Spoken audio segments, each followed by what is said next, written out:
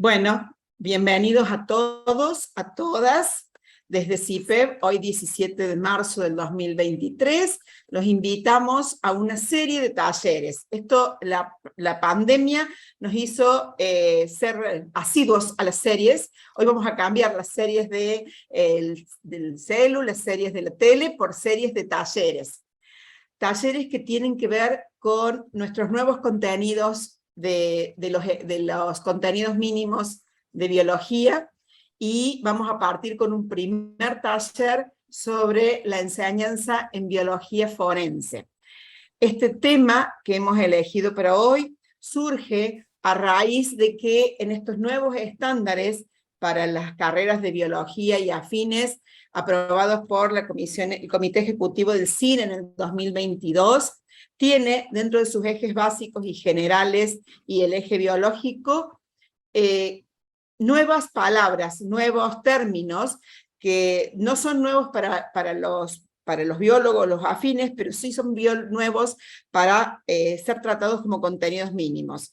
Entonces, desde el CIN nos pareció que era importante que cuando habláramos de estas áreas temáticas, tanto en el eje básico general como en el eje biológico, estos temas tuvieran un contexto que en muchos casos nos parecía que nos iba a costar a cada unidad académica encontrarle el formato de cómo bajarlo a un aula, de cómo bajarlo a un programa, de cuánto encarar, con qué profundidad, con qué bibliografía. Y entonces la idea fue arrancar con estos, no sé si acá esto molesta, bueno, ahí está, con estos temas. Y arrancamos con este primero porque análisis biológico forense es uno de los tantos títulos que nos aparecen en estos contenidos mínimos nuevos, tanto dentro de las áreas de la biología de los microorganismos, protistas y hongos, como en el área de la biodiversidad, como en el área de la genética, y no va a faltar otros talleres porque también nos aparecen temas sumamente importantes como la legislación profesional y la deontología, la bioética, la bioinformática.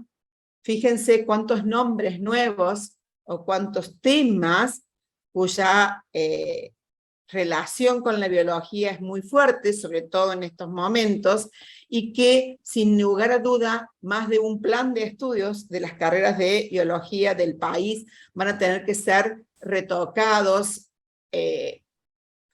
adheridos, ayornados con todas estas términos. Ómicas es otro de los tantos temas que nos están apareciendo en nuestros planes.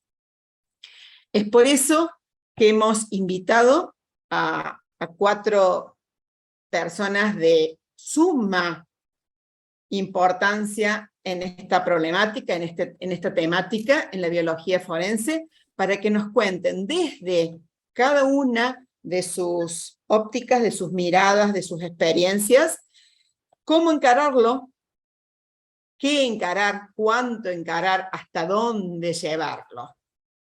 Y ellos son el doctor Néstor Centeno, que es profesor titular de la Universidad Nacional de Quilmes y es perito entomólogo del Ministerio Público Fiscal de la provincia de Buenos Aires. A la doctora Guillermina Fagundés, que es ingeniera agrónoma, doctora en biología, miembro de la carrera de investigador científico y tecnológico de CONICET y categoría adjunta, a cargo del Laboratorio de Actuopalenología del Centro de Investigaciones Científicas y de Transferencia Tecnológica a la Producción, de triple dependencia, CONICET, Entre Ríos, UADER, y profesora adjunta de la Facultad de Ciencias y Tecnología de la Universidad Autónoma de Entre Ríos. La doctora Nora Maidana, licenciada y doctora en Ciencias Biológicas de la Universidad de Buenos Aires, ficóloga, especialista en Biología y Taxonomía de Diatomeas continentales, investigadora principal de CONICET y profesora consulta en el Departamento de Biodiversidad y Biología Experimental. Perito oficial en casos de presunta muerte por sumersión. Miembro del Consejo Asesor del Programa Nacional de Ciencia y Justicia de CONICET. Y al magíster Daniel Fernández, licenciado en genética forense, máster en antropología y genética forense, docente de la Universidad de Cuyo, perito responsable del Laboratorio de Genética Forense del Poder Judicial de San Juan, miembro de diferentes sociedades de genética forense. Todos especialistas, muy especialistas en estos temas, que hoy nos van a ayudar a encontrar el norte en esta temática. Por lo tanto, desde CIPEP les vamos a agradecer especialmente a ellos por prestarse a este taller, a la Universidad de Salta a través de la Facultad de Ciencias Naturales por todo el apoyo técnico que puso para y durante este taller, y a cada uno de ustedes por haberse anotado, por haber cumplido ampliamente con nuestras expectativas, y en nombre de la Comisión Directiva, de Cecilia, de Estela, de José, de Luciana, de Gabriela, les agradecemos profundamente la confianza en estos talleres y los invitamos para los próximos, que ya les pasaremos las fechas. Muchísimas gracias. Y ahora les dejo para que puedan seguir. Ay, no me deja cerrar. No me deja salir. No me deja ¿Dejas salir. de compartir pantalla, Analía? Sí, no me deja. No me aparece. Debe estar arriba. Ya está, ya salió. Ahí está. Bien. José, todo tuyo. Bueno, ahora vamos a escuchar al doctor Néstor Centeno en la primera presentación con respecto a los aspectos de entomología forense. Néstor, si podés compartir, puedo comenzar. Ahí vamos. Bien, a ver si puedo cerrar esto un segundo. Bien, ¿qué tal? Buenas tardes a todos, mi nombre es Néstor Daniel Centeno. Como me han presentado, soy docente de la Universidad Nacional de Quilmes, doy biología general. También soy perito del Ministerio Público de la Provincia de Buenos Aires y tengo vínculos con algunas otras instituciones, como la Agencia Nacional de Profesión Científica y Tecnológica, y eventualmente colaboro con el equipo argentino de antropología forense. El tema por el cual estamos acá es el taller de enseñanza en biología forense. Particularmente yo me voy a ocupar del tema entomología, que es el de mi especialidad. Bien, voy medio rápido porque no tenemos mucho tiempo, pero yo partí de la base de los interrogantes que la comisión, que el CIPEP nos elevó a los especialistas, a ver de qué manera podíamos pensar en que los contenidos forenses se aborden en los distintos espacios curriculares dentro de la amplia gama de la biología, que como toda ciencia madre, tiene montones de disciplinas, montones de campos. Una de las primeras preguntas es cuáles son los conocimientos generales que un estudiante de grado debería integrar para comprender el campo forense. Al respecto, yo entonces quería, digamos, definir un poco el campo forense. Si bien la gente en general tiene una idea, pero en principio vamos a decir que es un campo de aplicación de distintas disciplinas. Es decir, que es una tarea práctica, una tarea que tiene un servicio, si ustedes quieren, hacia la sociedad, y que en ese campo de aplicación distintas disciplinas son utilizadas. Esto va a implicar que esas disciplinas sean utilizadas en la producción de un dictamen de carácter judicial, normalmente ocurre eso, y en algunos casos se requiere una opinión experta en algún tipo de litigio privado, como vamos a ver luego. O sea que podemos decir que el campo forense es algo de aplicación netamente o mayoritariamente judicial, secundariamente en el aspecto de lo privado.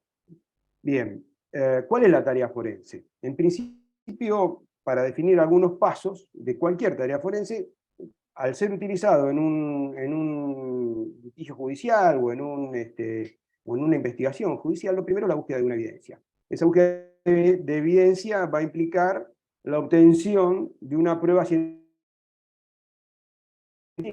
de algún tipo de prueba. Abstengámonos ahora de entomología, abstengámonos de eso. Lo que estamos buscando es la obtención de una prueba científica que pueda ser eventualmente utilizada en un dictamen judicial.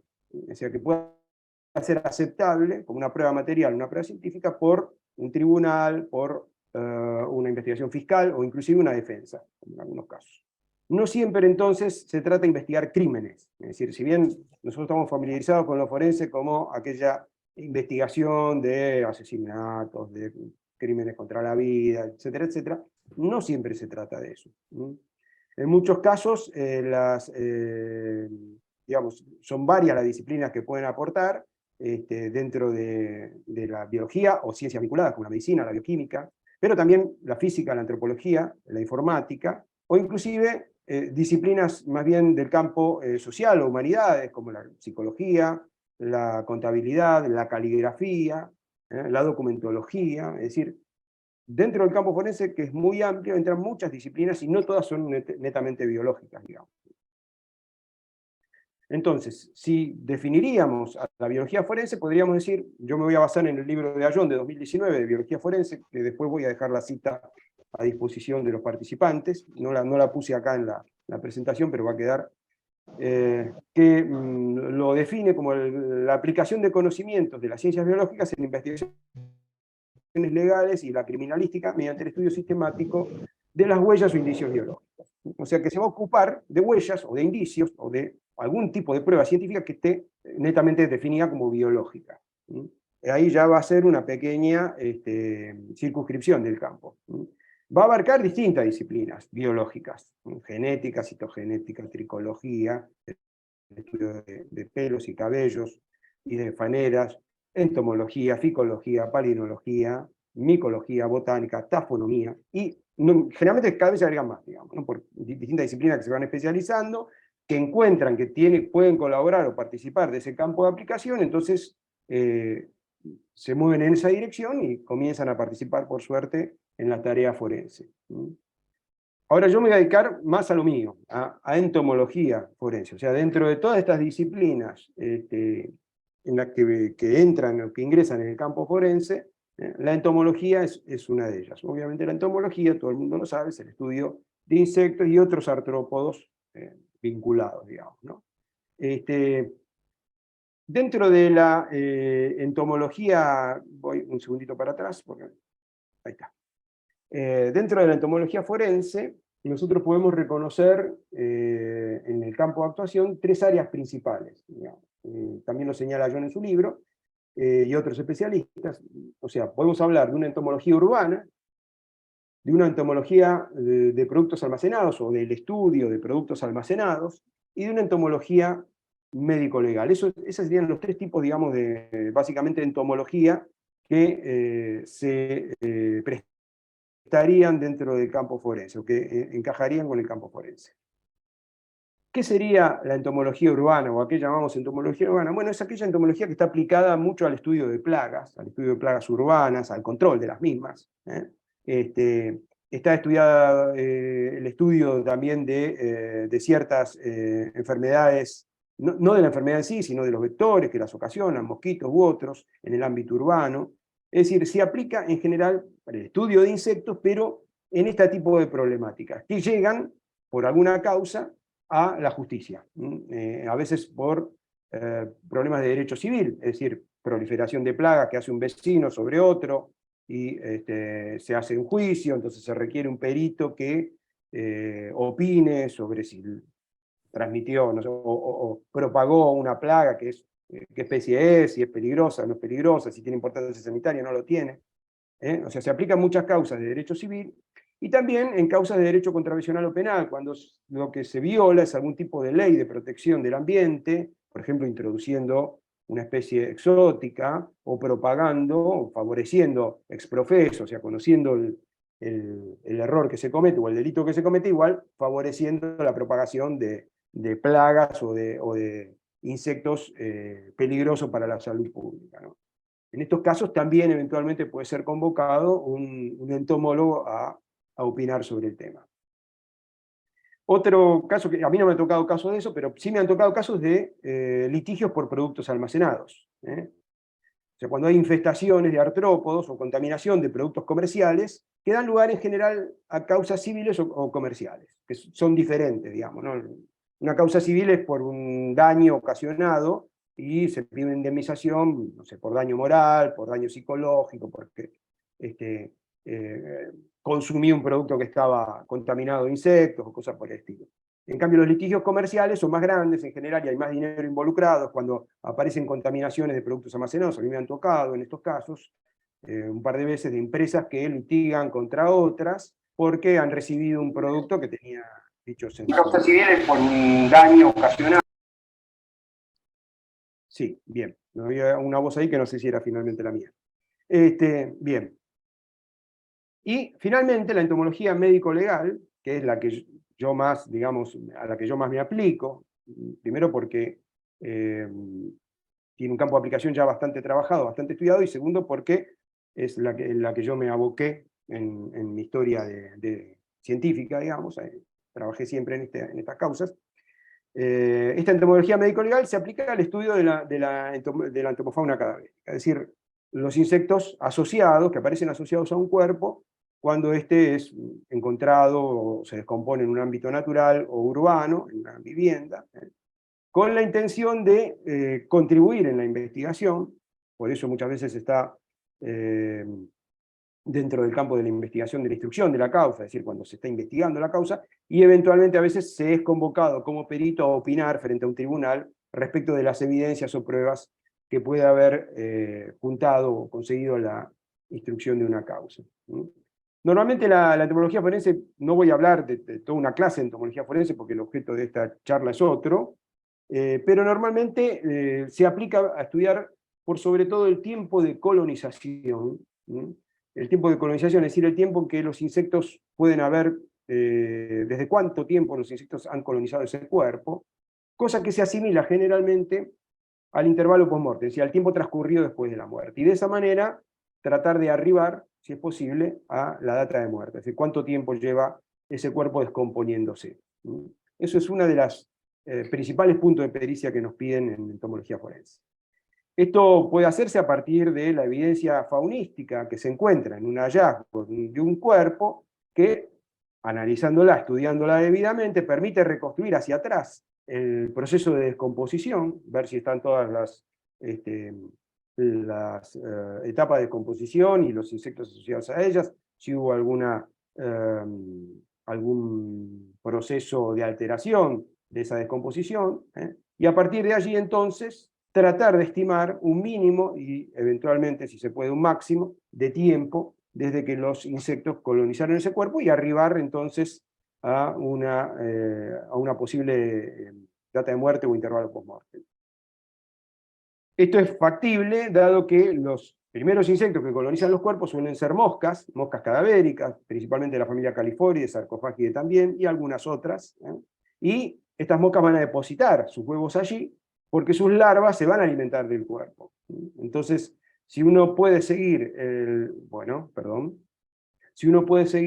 el ciclo vital de esa especie, conoce la duración del ciclo vital de esa especie, entonces, contando con los ejemplares capturados en el momento del hallazgo del cuerpo, puede estimar, buscando la edad del insecto más antiguo, aproximadamente el tiempo de colonización, que es equivalente al intervalo post-mortem. Esto es básicamente lo que nosotros utilizamos, la herramienta principal que utilizamos, es decir, estudiar los insectos más antiguos que se encuentran en el cuerpo.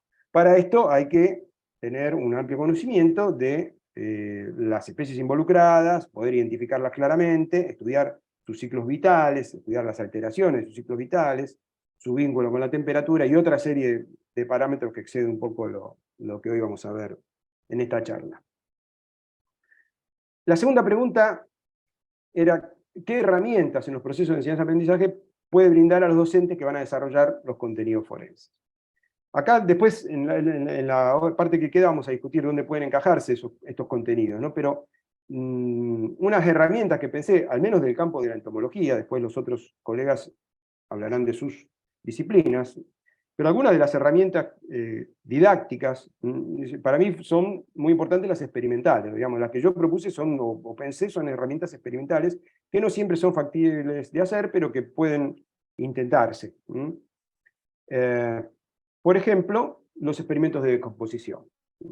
Experimentos de descomposición que nosotros utilizamos para estudiar la descomposición de un cuerpo y capturar la fauna que pueda aparecer asociada a este, son relativamente no diría sencillos, logísticamente pueden ser complicados, son muy nutritivos en cuanto a la experiencia, ¿no? O sea, aportan un conocimiento muy grande. Todos los tesistas que han estado conmigo han arrancado haciendo experimentos de descomposición, porque a partir de allí se conoce el elenco completo de la fauna cadavérica, los tiempos de descomposición, a medida que estos cuerpos en descomposición. El experimento de descomposición, básicamente, para aquellos colegas que nunca han visto nada de esto, se trata de poner en una instalación, como que está acá a la izquierda, un animal a descomponer. Nosotros usamos cerdos, en un diseño de trampa no, de jaula, que evite que los vertebrados se lo lleven, los perros o lo que fuera, y posteriormente permitir que sea colonizado por los insectos, tomando muestras en distintos tiempos de los insectos que van colonizando el cuerpo, y quedándose con esas muestras para la determinación taxonómica, también para cultivarlas, como vamos a ver ahora. Es decir, aporta mucha información. Son experimentos que yo entiendo que logísticamente pueden ser complicados, hay que contar con un espacio de campo, para un experimento de campo, que además no puede estar ubicado en cualquier lado, obviamente, por la aprehensión que pueda causar, tanto estética como ética, no tanto ética, porque los cerdos en general son cerdos de granja, son cerdos destinados al consumo, los que utilizamos, pero sí, para la gente verlos, olerlos y todo ese tipo de cosas puede resultar complicado, pero no es imposible de realizar si hay un entorno de campo favorable. Bien, estos experimentos de descomposición van a aportar muestras, es decir, van a aportar muestras de insectos. Aprender a tomar muestras de fauna cadavérica es también otra tarea que es muy ilustrativa respecto de cómo deben preservarse esas muestras. En las imágenes que estoy mostrando abajo a la derecha puse un tubito can con una de las muestras, donde ciertas larvas son preservadas en alcohol 70. Hay todo un protocolo para la toma de muestras que puede ponerse en práctica, tanto sea que se haga en un experimento, en el marco de un experimento de campo, como en experimentos de laboratorio, donde no voy a poner un animal a descomponerse, pero puedo utilizar carne, por ejemplo, para atraer moscas y permitir que pongan huevos. En general, las tomas de muestras van a incluir todos los estadios de desarrollo de este tipo de fauna, y requieren, sobre todo cuando son en entornos de campo, requieren de la observación aguda, de la búsqueda, ¿no? A veces de excavar incluso en la tierra, para obtenerlo. Entonces, esta es otra tarea que además es verdaderamente muy útil para cualquier biólogo que se acerque al campo forense, aprender a tomar correctamente las muestras. Bien, otra tarea posible, también en laboratorio, es el cultivo de insectos. Es decir, obtener insectos para que pongan huevos, o obtener sus huevos, y a partir de allí realizar todo el ciclo vital con el fin de conocer distintos aspectos de este ciclo vital. Puede ser, lo primero que uno puede pensar es, bueno, voy a tener el ciclo vital completo, con todos los estadios preimaginales, la larva 1, la larva 2, la larva 3, la pupa, voy a identificar a la especie al adulto, y finalmente entonces voy a tener el ciclo completo. Puedo hacer experimentos de cultivo, por ejemplo, para las moscas que yo trabajo, que son califorios, también sirve para los sarcofágidos, se pueden hacer estos paquetitos con papel metalizado, con un trozo de carne en su interior, que son colocados. Nosotros usamos vasitos plásticos con un voile para evitar que se contaminen con otros insectos que puedan llegar para oviponer, y finalmente hacemos el cultivo de estos insectos tenemos, por suerte, cámaras de cría a temperatura constante. Entonces esto nos permite conocer cómo se desarrolla ese ciclo vital a cierto grado de temperatura y fotoperíodo, ¿no? Entonces se pueden estudiar variaciones en los ciclos debidas, cambiándole, digamos, el ciclo de la cámara de cría. Incluso se pueden hacer rampas de temperaturas. Hay muchas formas, digamos, de buscar reconstruir ese ciclo vital y cuánto podría variar de una temperatura a otra. Entonces esta tarea también, si bien requiere un laboratorio, no es tan difícil, digamos, no es tan imposible de hacer. Hay otras cosas que también pueden hacerse. Yo pensé en algo más sencillo, por ahí para alumnos no tan, si quieren, avanzados, alumnos que se inician, de materias iniciales. Por ejemplo, elaborar claves dicotómicas sencillas, o infografías inclusive, con fotografías o con dibujos, en donde, a partir de información secundaria pero publicada, ¿no? En donde los alumnos puedan familiarizarse con este tipo de organismos y puedan, a partir de reconstruir un poquito cómo es su clasificación, evocarlos, puedan conocerlos. No sé, me pareció que era una posibilidad de hacer. Otra posibilidad, también por ahí con alumnos tal vez un poquito más avanzados, que hayan cursado algunas materias, es la de analizar estudios de caso. Esto es tomar por ahí un paper y analizar cómo se realizó el estudio. El estudio de caso es cuando se publica un caso judicial y lo que se hizo para la pericia entomológica. Es decir, es un relato de una pericia entomológica, o de varias a veces en un mismo paper, pero donde se explica cuáles fueron las muestras que se tomaron, qué especies participaron, qué se hizo y cómo se arribó a los resultados que... Entonces, ese tipo de análisis permite reconstruir a partir de un caso verídico cómo se trabaja en entomología forense. Bien, a ver si estoy bien acá. Las otras preguntas voy a ir acelerando porque ya me queda poco tiempo. ¿En qué momento de las carreras de grado consideran que deben desarrollarse estos contenidos o qué espacios curriculares considera apropiados para desarrollar estos temas? Bueno, esto podría ser, digamos, yo creo que la intención de la comisión, no quiero interpretarla a la comisión, pero ella tiene su función, pero es ver cómo estos contenidos pueden encajarse no en cualquier área. Uno podría pensar, bueno, pero esto es algo de posgrado. Y yo digo, bueno, no necesariamente. Hay contenidos que se abordan en materias generales. A ver, el proceso de descomposición cadavérica es un proceso de sucesión heterotrófica, donde hay un recurso, que es el cuerpo, que se va descomponiendo y va cambiando con el tiempo, y hay sucesivas comunidades que van aprovechando este recurso. Entonces, estos conceptos pueden abordarse tranquilamente en materias como ecología general o incluso en biología general, donde el concepto de sucesión y otros conceptos ecológicos se abordan. Entonces, como un ejemplo más, puede abordarse esta sucesión cadavérica. Para eso, los alumnos van a tener que tener conceptos de ecología general, ¿no? En población, comunidad y dentro de comunidad, aquellos conceptos de interacciones, diversidad, dominancia, etc. Algunos conceptos que se ven dentro de muchas veces de la currícula de ecología, que son meramente, no meramente digo en el sentido peyorativo, sino minoritariamente se abordan, pero que tienen que ver con la climatología o meteorología, es decir, cómo medir ciertas variables, qué es una temperatura media, esas cosas que son de importancia en entomología forense, también a veces son tocados en este tipo de materias, como ya les digo, ecología general. A veces hay materias específicas de climatología o meteorología, dependiendo de la carrera, ¿no?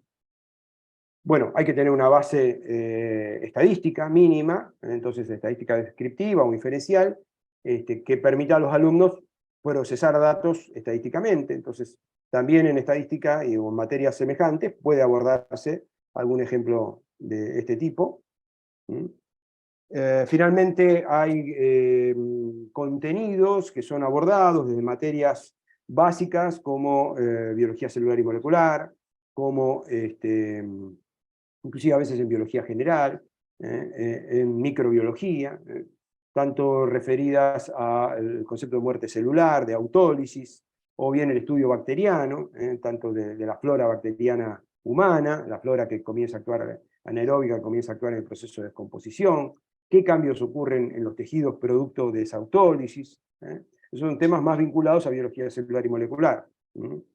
Lo mismo puede haber algunos cambios que puedan abordarse, algunos cambios del cuerpo que puedan abordarse desde prácticamente de la química orgánica, ¿no? O sea, en el proceso de descomposición hay transformaciones de proteínas en distintos compuestos nitrogenados, hasta llegar a amoníacos, hay una descomposición caseica de las proteínas, puede haber un proceso de saponificación en el medio básico de los lípidos presentes en el cadáver, o eventualmente codificación como transformación de las proteínas. Estos procesos también pueden eventualmente tocarse en una materia como química orgánica, cuando se ven estos compuestos.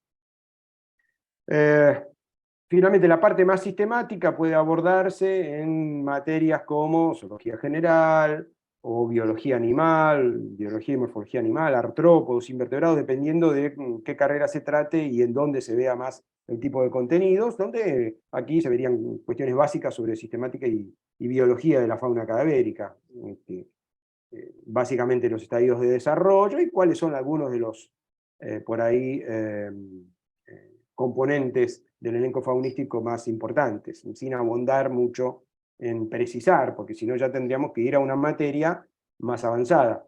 El estudio del ciclo vital también es importante, de todos los estadios de desarrollo, y puede abordarse en este tipo de materias. Y también una propuesta podría ser englobar todo esto que yo les mencioné de contenidos de entomología en una materia como biología forense. En algunos casos se ha hecho. A veces es difícil conseguir un profesor que pueda dictar toda una materia de este tipo, pero podría hacerse de manera colegiada, donde cada especialista dé alguno de estos temas. Bueno, muchas gracias. Disculpen por pasarme un poco de tiempo, pero traté de ser lo más rápido posible. Bueno, agradecemos a Néstor por su disertación. Ahora va a seguir la doctora Guillermina Fagundes, que va a hablar sobre aspectos de la palinología forense. Guillermina. Sí, bueno, muchísimas gracias por la invitación. Muy buenas tardes. Yo no voy a hacer una exposición sobre la disciplina. Yo interpreté puntualmente de focalizarme sobre estas preguntas que nos hicieron llegar, y voy a arrancar de atrás para adelante porque me parece que le va aumentando la complejidad, ¿sí? Respecto de los espacios curriculares, bueno, lo que es el tema de la palinología, hay algunas unidades académicas que la palinología se ofrece como una materia no obligatoria, sino optativa, así que por ahí podríamos llegar a tener un problema, porque si no está dentro de la currícula obligatoria, digamos, podría ser un tema más dentro de lo que es la generalidad de la materia, mostrar todos los campos de la aplicación. Este campo de la palinología forense es una de las aplicaciones un poco menos desarrolladas a nivel mundial y por supuesto también en nuestro país, que es muy incipiente. Podría ser un punto de abordaje así, a través de una materia que particularmente aborde el tratamiento de lo que es la disciplina de palinología, pero me parece que sería bastante complejo y que tal vez adhiero a la opinión del disertante anterior.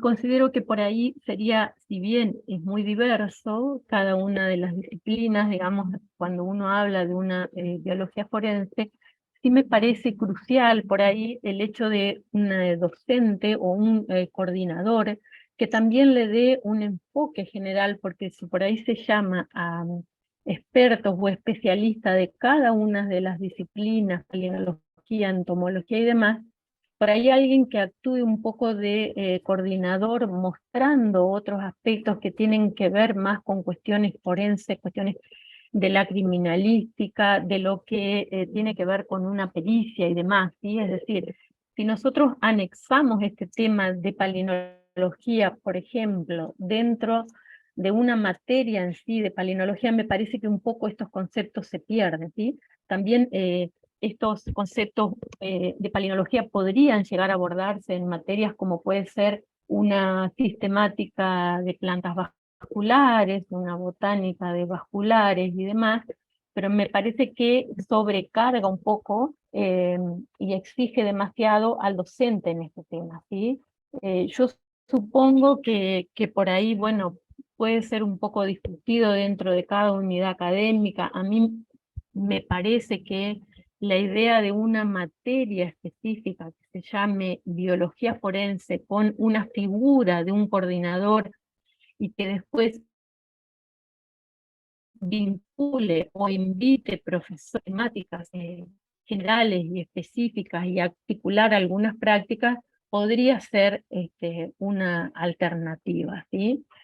Respecto de la otra consulta, en qué momentos de la carrera, yo considero que aquí se ponen en juego muchos conceptos, ¿sí? Ya estuvimos viendo la diversidad de temáticas, de manera que el alumno por lo menos tendría que estar en los últimos años, porque va a estar integrando y va a estar viendo, si hablamos de una biología forense, va a estar viendo muchas disciplinas, de manera que ya tiene que conocer los conceptos básicos de cada una de ellas, pero también poder integrar cuestiones como, por ejemplo, presentar resultados con una validez que sean tales que puedan ser considerados, ¿no?, en el ámbito de la justicia, de manera que tiene que tener muy claro aspectos como la toma de muestras, ¿no? Es decir, ya haber transitado por materias donde se muestren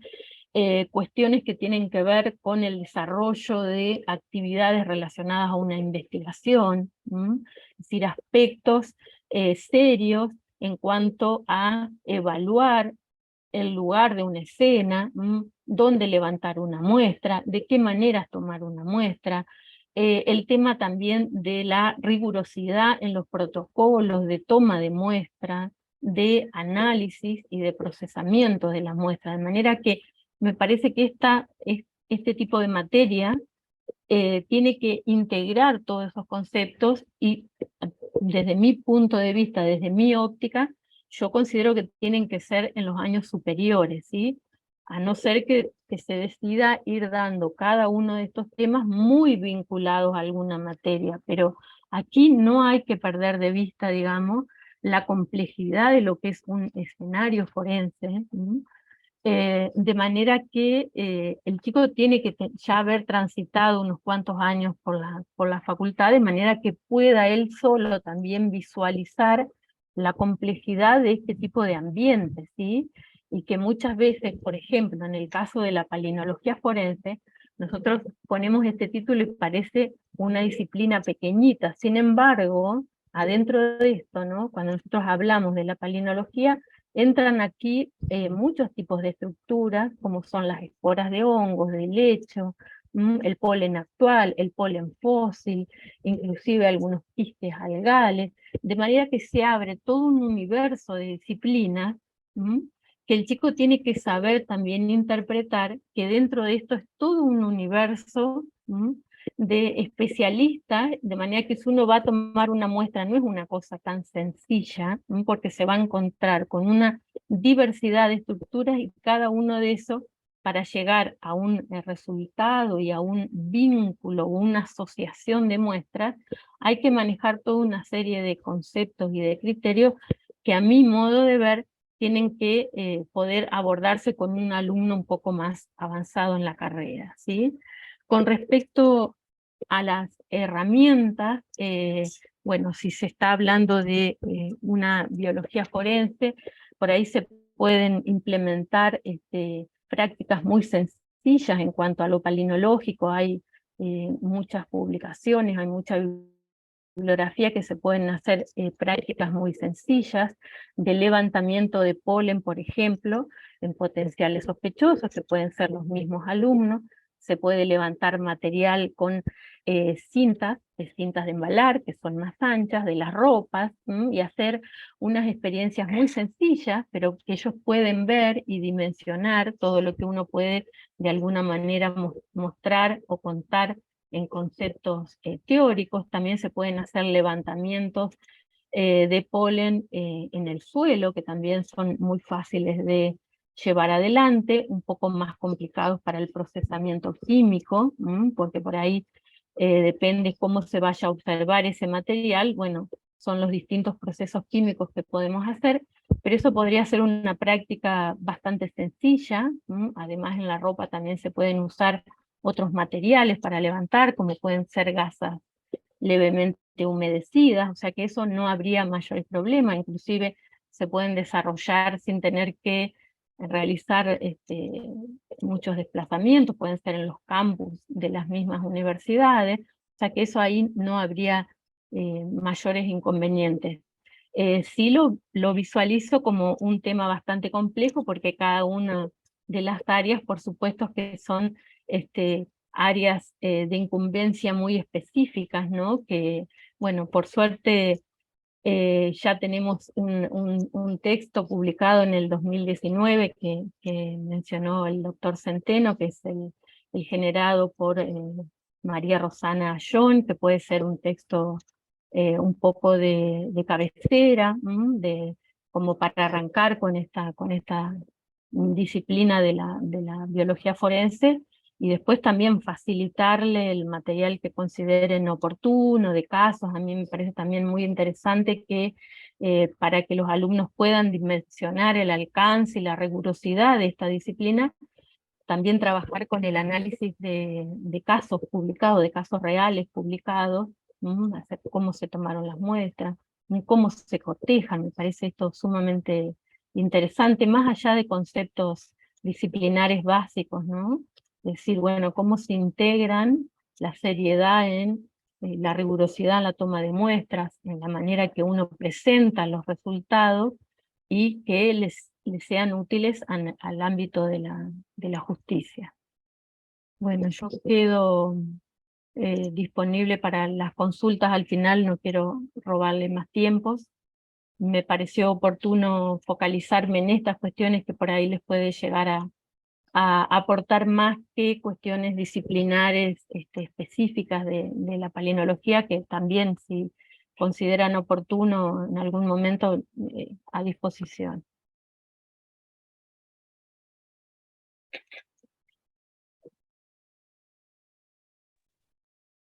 Bueno, Muchas gracias. bueno, muchas gracias Guillermina, la verdad que muy interesante.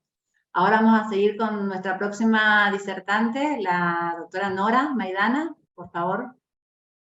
Adelante. Si no hay inconveniente, tengo una brevísima presentación. Si Por supuesto, sí. Ni bien Sí, la sí, encuentre. Ay, Dios. Dale. Aquí está. Y aquí está. Mi parte es la psicología forense, o sea, la aplicación del conocimiento de las algas a casos de interés judicial. Básicamente, no voy a hacer toda una exposición sobre qué es, cómo es mi trabajo y todo lo demás, sino básicamente las dos grandes aplicaciones que tienen las algas, particularmente las microalgas, en casos de interés forense.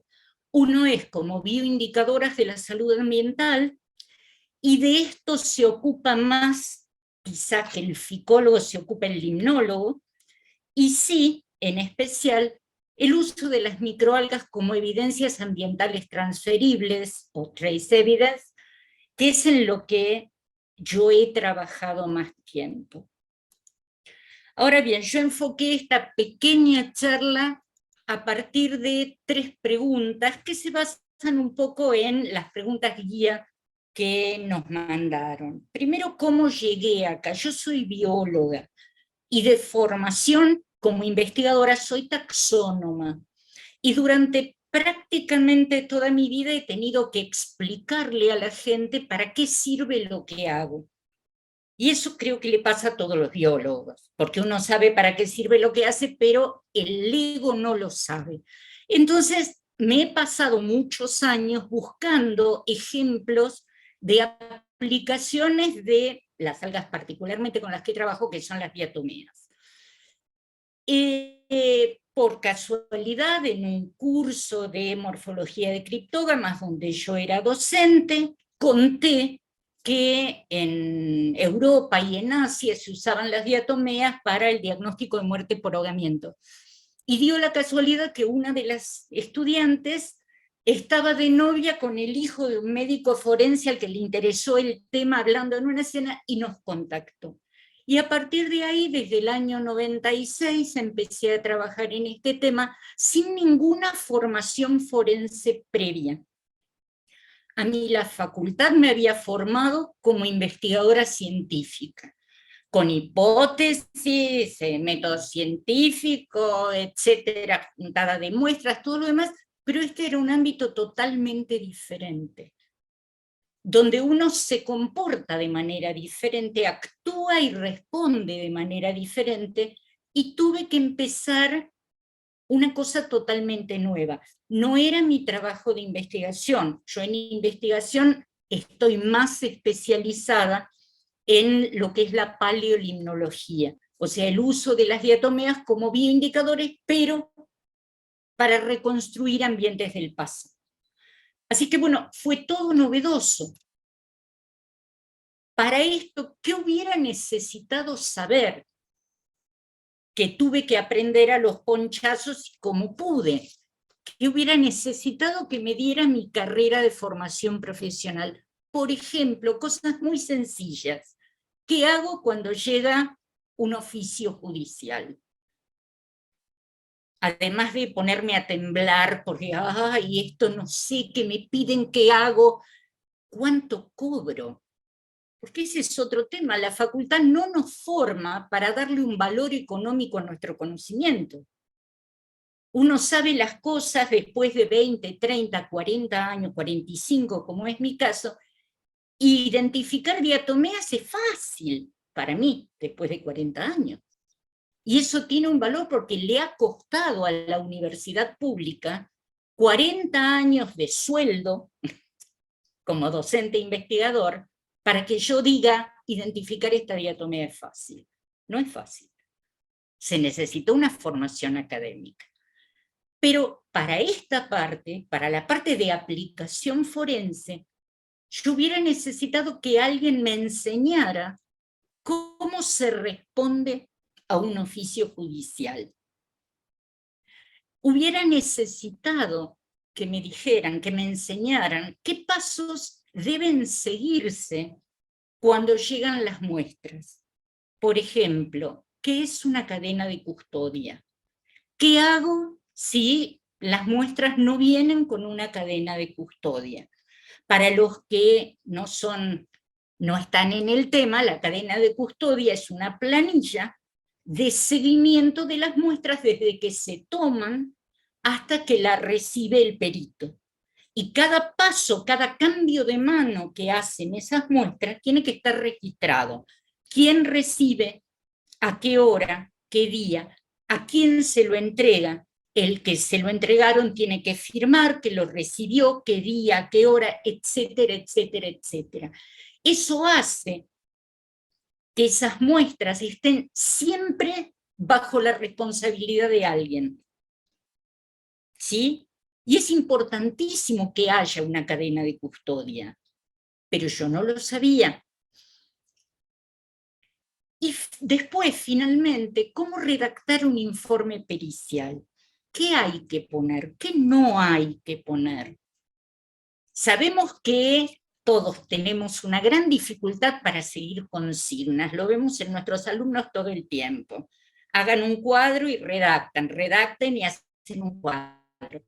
Entonces, alguien en alguna materia que nos hubiera enseñado a hacer informes que no sean informes científicos, que sean informes destinados a alguien que seguramente no tiene ni la más remota idea de qué es encontrar a Aulacoseira granulata en una muestra de la puna de Jujuy, por ejemplo. No lo va a entender porque no es su lenguaje. Entonces, nosotros hablamos en biólogo y tenemos que escribir en un lenguaje que lo lea un jurídico. ¿Sí?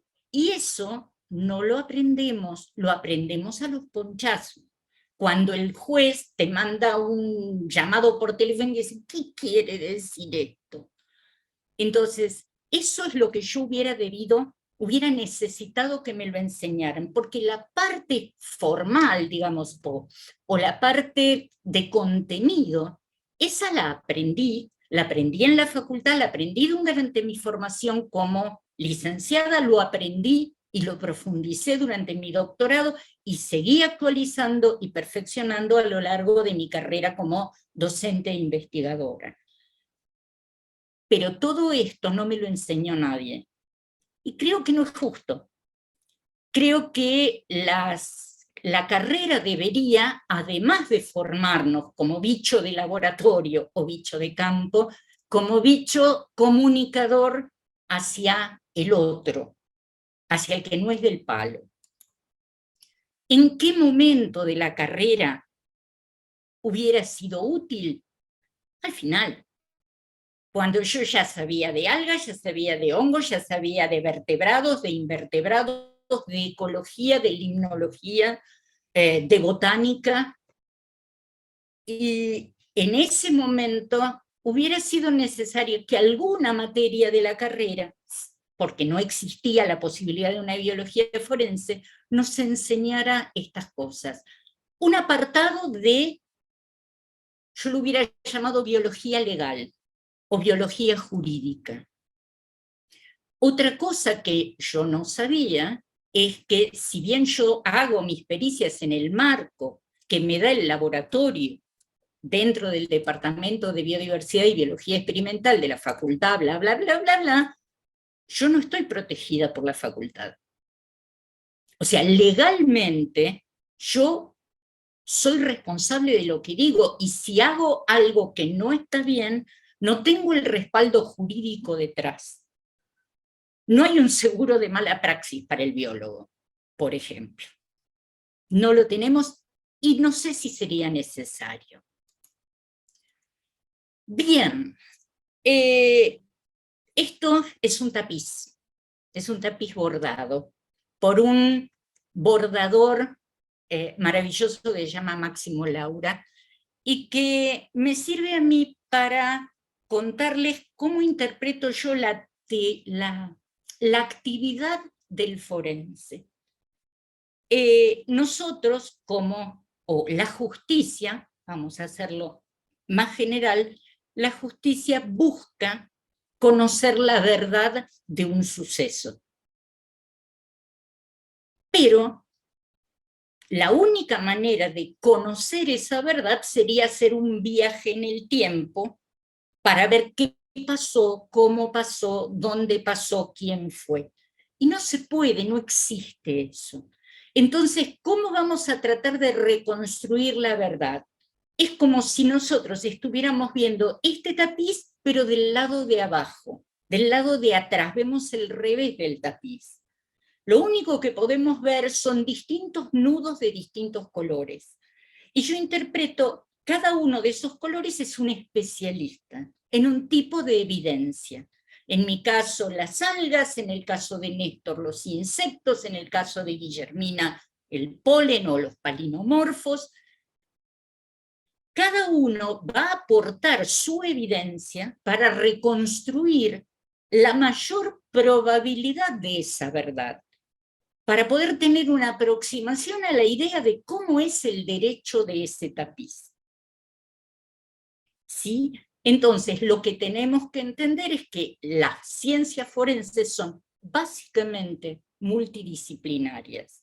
Entonces, hacer pequeñas materias forenses de cada una de las disciplinas me parece como que habría que ampliar la carrera, las carreras, tanto para incorporar todas estas pequeñas disciplinas, y como bien dijo Néstor, muchas de las herramientas que utilizamos, los estudiantes las tienen disponibles en sus, como quiera que se llame, materias introductorias, materias biológicas introductorias, botánica, zoología, microorganismos, protistas, como se llamen en cada una de las carreras. Las tienen en introducción a la ecología, las tienen en limnología, en una fisiología, en las químicas, en las físicas. Todas las pequeñas herramientas que vamos a necesitar para realizar, para lograr esa búsqueda de la verdad, las tenemos en la mano. Entonces, sí sería bueno una materia, una biología forense de los últimos años, donde se le diera al estudiante estas herramientas que yo les comentaba que me faltaron a mí.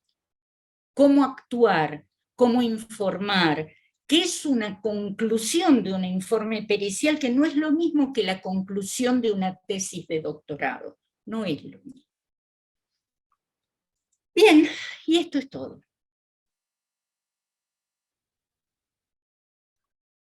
Bueno, Nora, muchísimas gracias, la verdad que muy clara, y bueno, esperamos que todos los presentes estén tomando nota, y que son aportes muy interesantes que están haciendo todos ustedes para los nuevos contenidos que se vienen en biología, así que muchísimas gracias.